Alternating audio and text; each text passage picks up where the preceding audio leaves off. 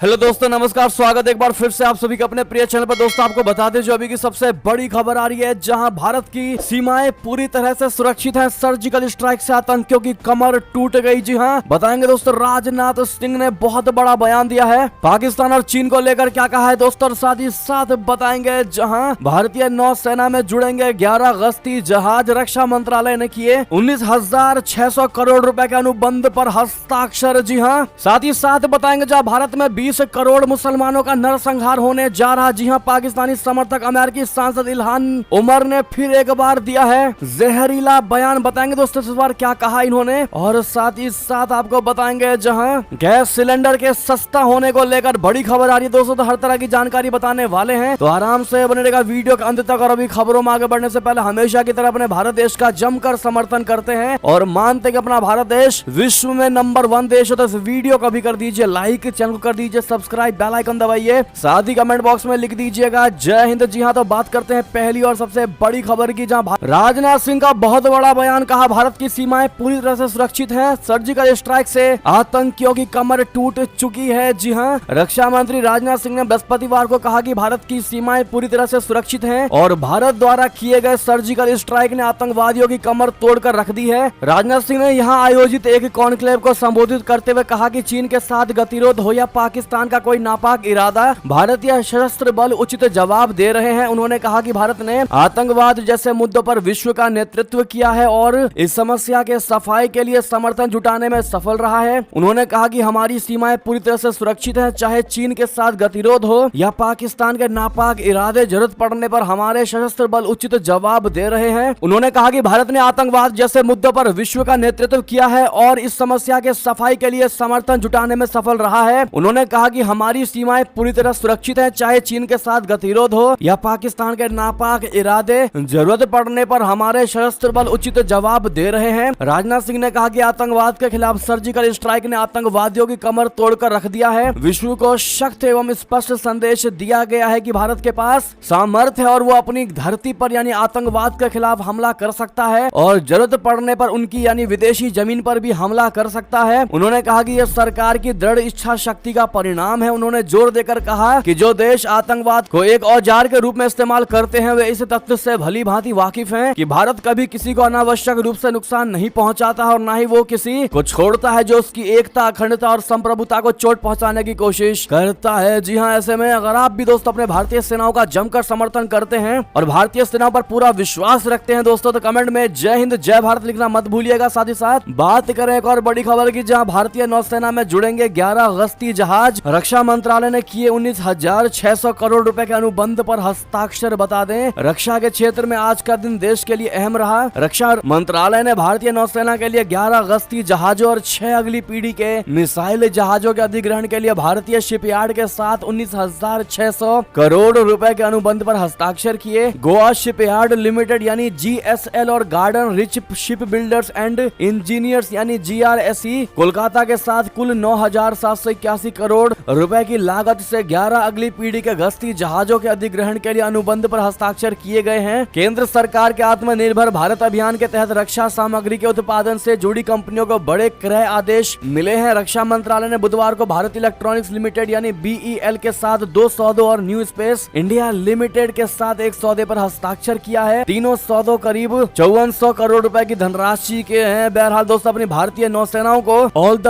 Best जरूर कह दीजिएगा इसके लिए। साथ ही साथ बात करें और बड़ी खबर की, जहां पर पाकिस्तान की समर्थक अमेरिकी सांसद इल्हान उमर ने उगला जहर। कहा भारत में 20 करोड़ मुसलमानों का नरसंहार होने जा रहा। बता दें पाकिस्तान परस्त अमेरिकी सांसद इल्हान उमर ने एक बार फिर भारत के खिलाफ जहर उगला है। उन्होंने दावा किया है कि भारत में रहने वाले 20 करोड़ मुसलमान नरसंहार की दहलीज पर खड़े हैं। उन्होंने अमेरिका से भारत को चिंताजनक देश घोषित करने और राजदूत को वापस बुलाने की भी मांग की। इल्हान उमर ने जहर उगलते हुए कहा कि भारत के खिलाफ कड़े कदम उठाने की आवश्यकता है क्योंकि यहाँ अल्पसंख्यक सुरक्षित नहीं है। ये पहला मौका नहीं है जब इल्हान उमर ने भारत के खिलाफ बयानबाजी की है। इससे पहले भी उमर ने पाकिस्तान अधिकृत कश्मीर का दौरा कर भारत के खिलाफ माहौल बनाने की कोशिश की थी। बता दें इल्हान उमर ने एक कार्यक्रम के लोगों को संबोधित करते हुए कहा कि भारत में रहने वाले 20 करोड़ मुसलमान नरसंहार से सिर्फ एक कदम पीछे हैं। उन्होंने दावा किया कि भारत में गांधीवादी विचारधारी की हत्या की जा रही है। भारत में जो कुछ भी हो रहा है वो सभी के लिए चिंताजनक है। हम भारत को अमेरिकी साझेदार के तौर पर देखते हैं। मैं भारतीय फिल्मों को देखते हुए बड़ी हुई हूँ। भारत विविधताओं का देश है जहाँ कई जातीय समूह, कई धर्मों के लोग एक साथ रहते हैं। उन्होंने भारत में रहने वाले अल्पसंख्यकों को लेकर चिंता जताते हुए कहा कि उनके ऊपर खतरा मंडरा रहा है। बहरहाल दोस्तों, पाकिस्तान में अल्पसंख्यकों का जो हाल है वो पूरे देश को पता है, पूरा विश्व जानता है। उसके बावजूद भी इल्हान उमर भारत के खिलाफ ही जहर क्यों उगलती है ये सबको पता है। और जिसकी दुश्मनी भारत से नहीं बल्कि भारत के सरकार से है तो वो तो जहर उगलेगा ही। बहरहाल दोस्तों, आप लोग क्या जवाब देना चाहेंगे इल्हान उमर को? कमेंट में लिखकर जरूर बताइएगा। और हमारे भारत में अल्पसंख्यकों की आज जो स्थिति है और जितने अच्छे से वो लोग यहाँ पर अपने आप को महफूज मान रहे हैं, खुशी खुशी रहते हैं, ये पूरा विश्व जानता है। अगर इल्हान उमर को वाकई में अल्पसंख्यकों का चिंता है तो पाकिस्तान की तरफ देखे। मानते कि नहीं आप लोग दोस्तों? कमेंट में लिखकर जरूर बताइएगा। बात करें एक और खबर की, जहां अमेरिका पहले ही नाराज, अब रशिया भी पाकिस्तान पर हुआ खफा। वादा खिलाफी का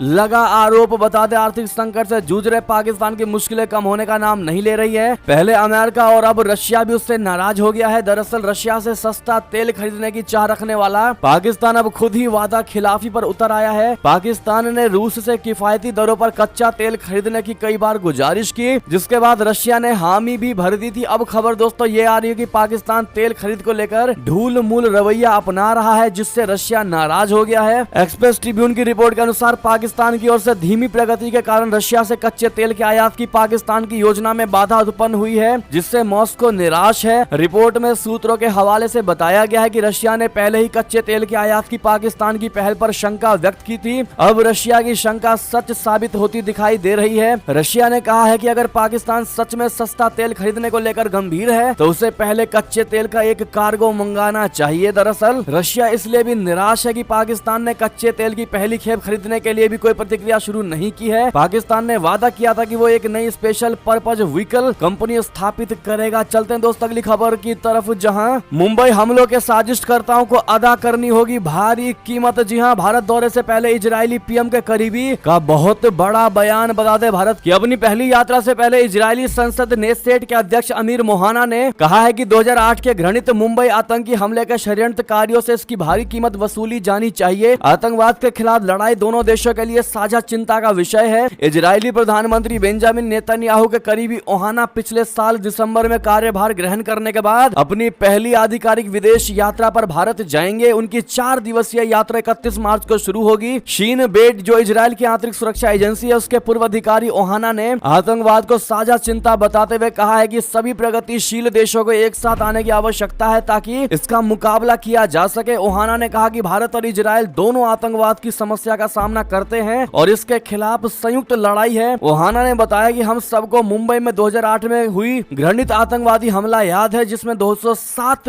से अधिक लोगों की हत्या कर दी गई थी। उनमें 178 भारतीय थे। मारे गए विदेशी लोगों में दुर्भाग्य से इजरायली और यहूदी भी थे। उन्होंने कहा यह हमला न केवल भारत पर बल्कि यहूदी और किसी भी जगह के स्वतंत्र लोगों पर भी था। उन्होंने कहा कि यह भारत और इजरायल के साझा मूल्यों पर हमला था। अब उन्होंने क्लियर कहा है दोस्तों कि जिसने भी ये हमला किया है, जो भी साजिश करता है, उसको बहुत बड़ी और भारी कीमत अदा करनी पड़ेगी। चलते हैं और खबर की तरफ, जहां भारतीय सेना के पास होगा खुद का सैटेलाइट, सर्जिकल स्ट्राइक मिशन में करेगा मदद। इसरो से हुई बहुत बड़ी डील। बता दें, भारतीय सेना की ताकत को और पावरफुल बनाने के लिए रक्षा मंत्रालय ने न्यू स्पेस इंडिया लिमिटेड से एक डील की है। पश्चिमी सीमा यानी पाकिस्तान और पूर्वी सीमा यानी चीन पर नजर रखने के लिए थल सेना के अलग अलग कमांड सेंटर्स, अन्य सेवाओं से कोऑर्डिनेशन के लिए जल्द ही नया सैटेलाइट बनाया जाएगा। इस सैटेलाइट को इसरो बनाएगा। रक्षा मंत्रालय ने 2963 करोड़ रुपए का समझौता किया है। रक्षा मंत्रालय या NSIL की ओर से इस सैटेलाइट का कोई नाम नहीं बताया गया है, लेकिन माना जा रहा है कि ये GSAT-7B हो सकता है और ये एक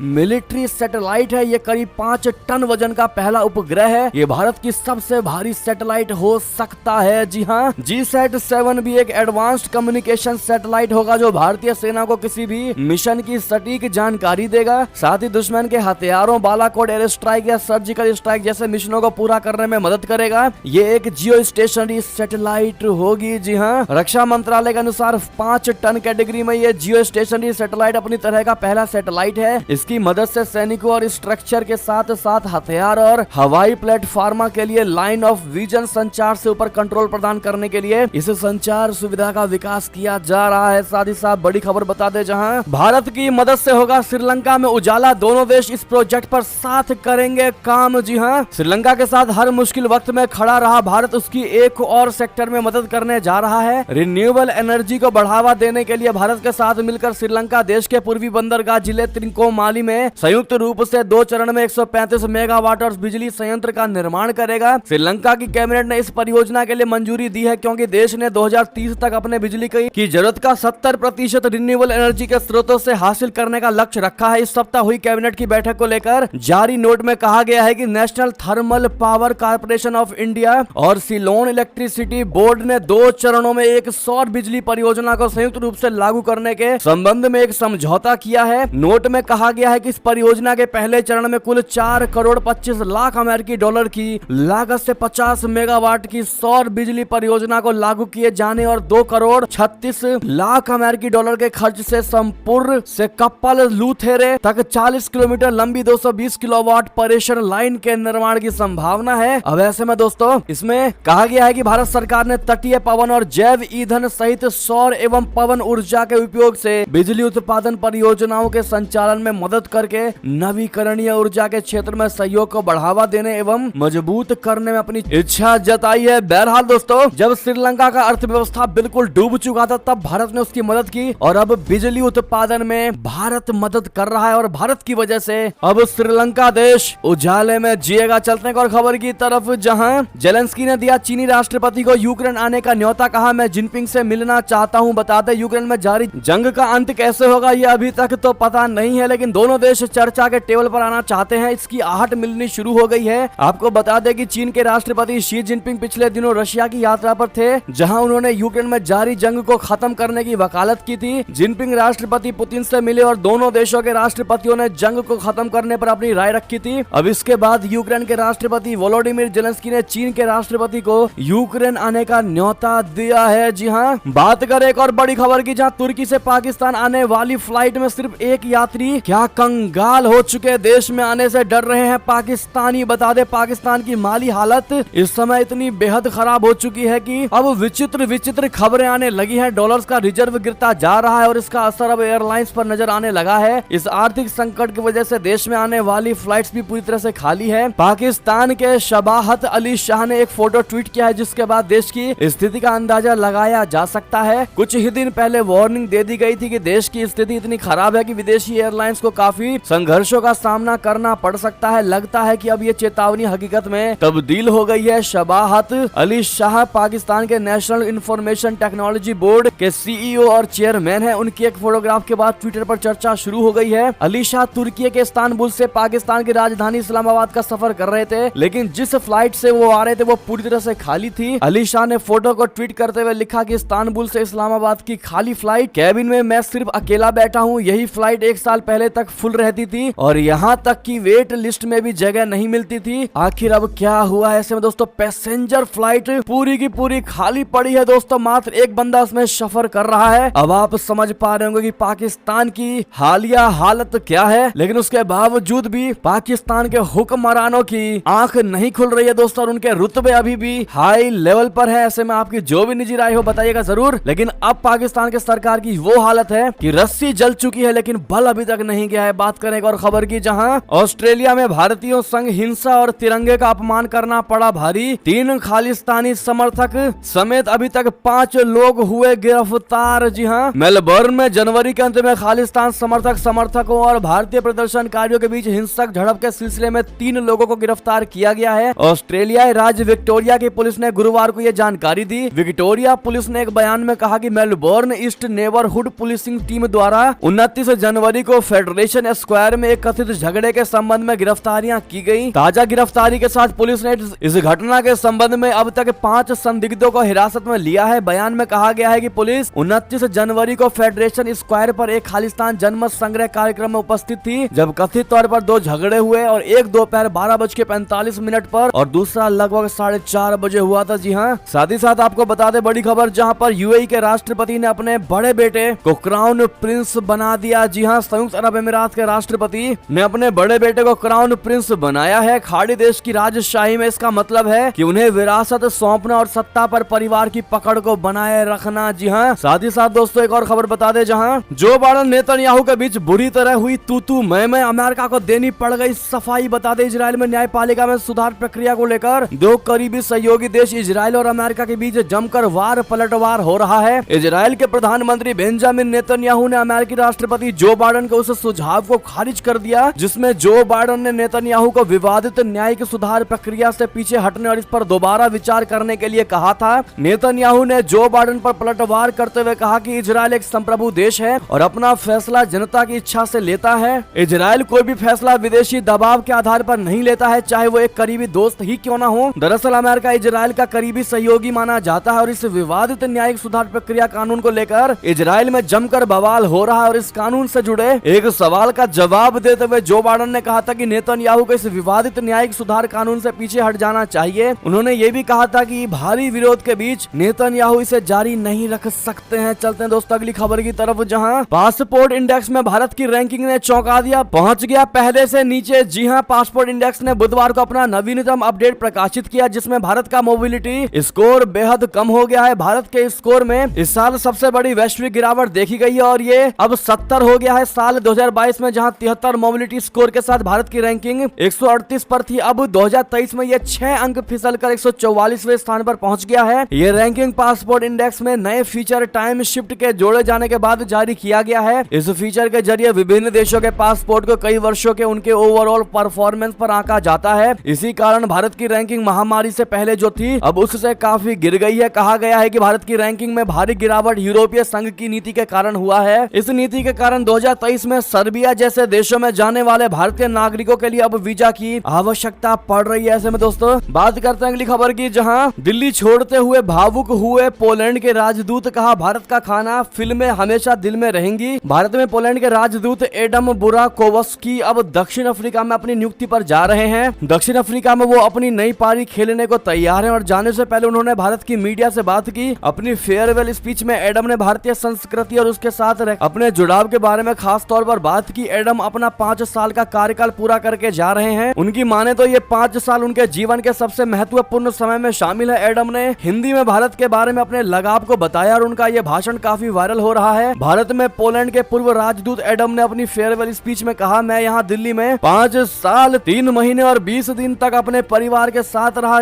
और ये समय मेरे जीवन के लिए बहुत महत्वपूर्ण है। मेरे बच्चों की आधी जिंदगी यही बीती है। भारतीय संस्कृति, यहाँ का संगीत, फिल्म, खाना और दूसरी कुछ बातें हैं जो हमेशा मेरे परिवार में रहेगा। उन्होंने आगे कहा, मैं दक्षिण अफ्रीका जा रहा हूँ और वहाँ पर भी भारतीय समुदाय है जो काफी महत्वपूर्ण है। ऐसे में इनको दोस्तों गुड लक जरूर कह दीजिएगा आप लोग। चलते हैं एक और खबर की तरफ, जहाँ रूस नहीं देगा अमेरिका को परमाणु हथियारों की जानकारी, डिप्टी फॉरेन मिनिस्टर का बड़ा ऐलान। न्यूक्लियर वेपन की जानकारी देने से यूएस भी कर चुका इनकार। बता दें रशिया और अमेरिका के बीच रिश्ते लगातार बिगड़ते जा रहे हैं। रशिया के डिप्टी फॉरेन मिनिस्टर ने बुधवार को ऐलान किया है कि वो अब से न्यू स्टार्ट ट्रीटी के तहत अपने नए परमाणु हथियारों की टेस्टिंग की जानकारी अमेरिका को नहीं देगा। Deputy foreign minister Sergei ryabkov ने वहां की न्यूज एजेंसी को बताया कि पिछले महीने न्यू स्टार्ट ट्रीटी से निकलने के बाद से हमने अमेरिका को अपने नए परमाणु परीक्षणों की जानकारी देना बंद कर दिया है। हम अमेरिका को कोई जानकारी नहीं देंगे चाहे वो कुछ भी कर ले। दरअसल फरवरी में यूक्रेन जंग का 1 साल पूरा होने पर रशिया के राष्ट्रपति व्लादिमीर पुतिन ने देश को संबोधित किया था। इस दौरान उन्होंने अमेरिका के साथ अपने परमाणु समझौते को सस्पेंड करने का ऐलान किया था। बात करें एक और खबर की दोस्तों, जहां ईसाई धर्मगुरु पोप फ्रांसिस की हालत नाजुक, अस्पताल में हुए भर्ती, सांस लेने में दिक्कत। जो बाइडेन ने कहा दुआ करें। बता दें ईसाई धर्मगुरु पोप फ्रांसिस की तबीयत बिगड़ने के कारण उन्हें अस्पताल में भर्ती कराया गया है। मिली जानकारी के मुताबिक उन्हें सांस लेने में तकलीफ हो रही थी, जिसके बाद उन्हें आनंद फानन में अस्पताल लेकर जाया गया, उन्हें भर्ती कराया गया। इस संबंध में वेटिकन ने बताया कि हाल के दिनों में सांस लेने में दिक्कत हुई थी, जिसे देखते हुए बिना समय गंवाए बेहतर इलाज के लिए डॉक्टरों को उनकी निगरानी में रखा गया है। फिलहाल वो कई दिनों तक अस्पताल में ही भर्ती रहेंगे। चलते हैं अगली खबर की तरफ, जहां राहुल गांधी पर मुकदमे की दे दी बड़ी धमकी, मोदी सरनेम वाले बयान पर भड़के ललित मोदी। बता दें मोदी सरनेम पर विवाद थमता नजर नहीं आ रहा। अब इंडियन प्रीमियर लीग यानी आईपीएल के पूर्व प्रमुख ललित मोदी ने मोदी सरनेम टिप्पणी को लेकर कांग्रेसी नेता राहुल गांधी के खिलाफ ब्रिटेन की कोर्ट में मामला दर्ज कराने की धमकी दी है। ललित मोदी जो 59 साल के हैं, उन्होंने उन्हें भगौड़ा कहने के लिए कांग्रेस पार्टी पर भी निशाना साधा है। उनका कहना है कि उन्हें अभी तक किसी भी मामले में दोषी करार नहीं दिया गया है। ललित मोदी का यह बयान ऐसे समय पर सामने आया है जब मोदी सरनेम वाले बयान को लेकर राहुल गांधी की लोकसभा सदस्यता रद्द कर दी गई है। उन्होंने सिलसिलेवार ट्वीट करके खुद को दुनिया में खेल के सबसे बड़े इवेंट का आयोजक बताया, जिससे तकरीबन 100 अरब डॉलर की कमाई हुई। बात करें एक और खबर की, जहां राहुल गांधी पर जर्मनी के बयान पर विवाद, भाजपा कांग्रेस में बड़ा टकराव। दिग्विजय के ट्वीट पर भड़के किरण रिजिजू और निर्मला सीतारमण। बता दें, राहुल गांधी की संसद सदस्यता जाने के मामले पर जर्मनी के विदेश मंत्रालय ने जो बयान दिया, जिस पर कांग्रेसी नेता दिग्विजय सिंह ने खुली तौर पर खुशी जाहिर की और जर्मन के विदेश मंत्रालय को धन्यवाद कहा। हालांकि इसे लेकर राजनीति शुरू हो गई और केंद्रीय कानून मंत्री किरेन रिजिजू ने ट्वीट करके कहा कि भारत किसी भी आंतरिक मामले पर विदेशी दखल को बर्दाश्त नहीं करेगा। जी हां, साथ ही साथ वित्त मंत्री निर्मला सीतारमण ने भी दिग्विजय सिंह के ट्वीट का जवाब देते हुए कहा कि जिसमें उन्होंने चीन का मामला उठाया था। बता दें, सीतारमण ने लिखा कि साफ है कि कांग्रेस हमारे आंतरिक मामलों में विदेशी दखल चाहती है। चीन की कम्युनिस्ट पार्टी के साथ अपारदर्शी MOU पर हस्ताक्षर करना हो या फिर विदेश में चर्चा के दौरान सरकार बदलने के लिए विदेशी मदद की मांग, अब कोई और सबूत भी चाहिए। जब मदद आ जाए तब धन्यवाद कहिएगा। बढ़ते हैं अगली खबर की तरफ दोस्तों, जहां श्री कृष्ण जन्मस्थान ईदगाह को लेकर बड़ी खबर। सर्वे के आदेश के खिलाफ जिला जज की अदालत में रिवीजन दाखिल करेगा मुस्लिम पक्ष। बता दे बड़ी खबर, श्री कृष्ण जन्मस्थान से सटी शाही ईदगाह के अमीन सर्वे करने और उसकी रिपोर्ट 17 अप्रैल तक अदालत में प्रस्तुत करने के खिलाफ प्रतिवादी मुस्लिम पक्ष जिला जज कोर्ट में रिवीजन दाखिल करने की तैयारी कर रहा है। उसका कहना है कि उनकी ओर से दाखिल 7 रूल 11 के तहत पहले तो ये तय हो जाए कि बाद पोषणीय है या नहीं। अमीन सर्वे और उसकी रिपोर्ट तो बाद का विषय है। जी हाँ, हिंदू सेना की ओर से सिविल जज सीनियर डिवीजन FTC की अदालत में श्री कृष्ण जन्मस्थान की 13.37 एकड़ जमीन से कब्जा हटाने और पूर्व में हुई डिक्री को खारिज करने के लिए वाद दायर किया गया था। बुधवार को दोनों पक्षों की बहस सुनने के बाद अदालत ने अमीन सर्वे रिपोर्ट तलब करने का आदेश पारित कर दिया। चलते हैं दोस्तों एक और खबर की तरफ, जहां अयोध्या के हवाई दर्शन का मौका, यूपी सरकार ने रखा हेलीकॉप्टर का 3000 रुपए किराया। जी हां, रामनवमी से हेलीकॉप्टर से अयोध्या दर्शन की सुविधा शुरू हो चुकी है। अब श्रद्धालुओं राम नगरी के हवाई दर्शन कर सकते हैं। राम मंदिर निर्माण का काम भी तेजी से चल रहा है। ऐसे में भक्त मंदिर निर्माण के काम को पास से देख पाएंगे। उत्तर प्रदेश राज्य पर्यटन विकास निगम लिमिटेड और हेरिटेज एविएशन ने मिलकर दर्शनार्थियों के लिए हेलीकॉप्टर सेवा शुरू की। 28 मार्च से